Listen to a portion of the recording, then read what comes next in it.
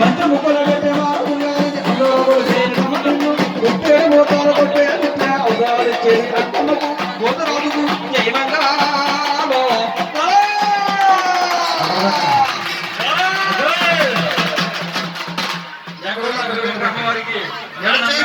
దండం పెట్టుకోండి ఒక పాటకి వాళ్ళు అడగాల అది పాటేస్తారా అమ్మవారికి మంచి పూర్తిగా దండం పెట్టుకోండి చక్కగా మరి అమ్మవారికి సంగరంగా జై గమ్మ తల్లికి జై గమ్మ తల్లికి అదిగో అదిగో